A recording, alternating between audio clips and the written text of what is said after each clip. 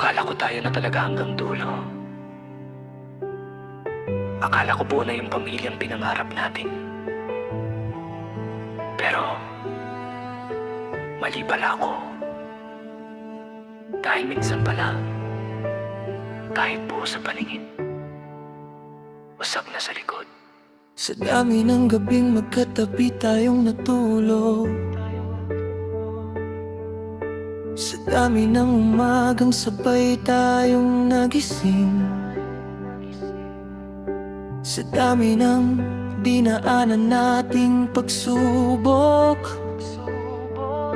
sa dami ng tahimik na laban nating tiniis, sa dami ng pangarap na sabay nating binuo, sa dami ng pangakong tayo hanggang dulo. Hindi ko inakalang isang araw ikaw pala mismo ang sisira ng buhay.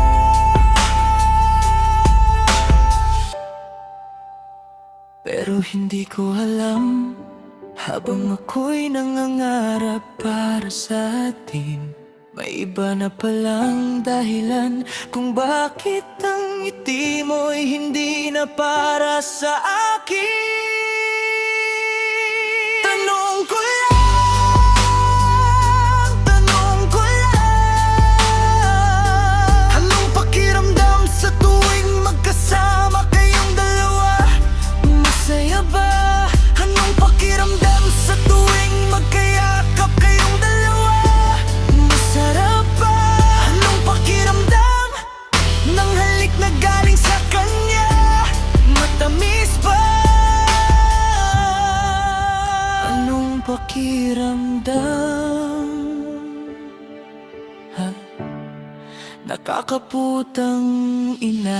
Hindi mo man lang inisip ang kakalakihan ng bata na ang makikilala niyang haligi ay hindi niya tunay na itay. Basta naging masaya ka at nakuha mo ang gusto, hindi mo na inisip ang kinabukasan kaya mong ibigay. Bakit hindi mo man lang inisip na ikaw pa ang gumawa ng maligay? Yung ikaw sanang kanyang gabay. Sabihin mo sa akin, yan ba yung pagmamahal ng tunay na inay?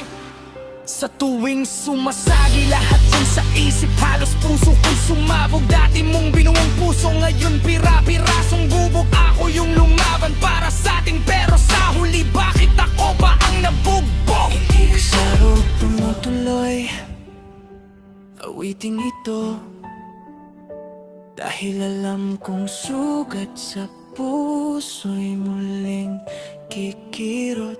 Pero paano ko itatago kung ang sakit mismo ang ayaw magpatahimik sa loob?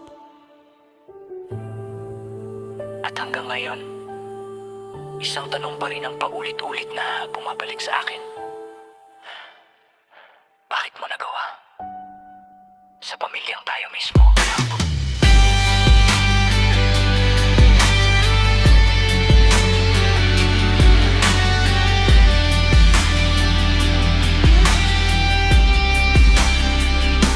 Tanong ko lang, tanong ko lang, anong pakiramdam sa tuwing magkasama kayong dalawa? Masaya ba?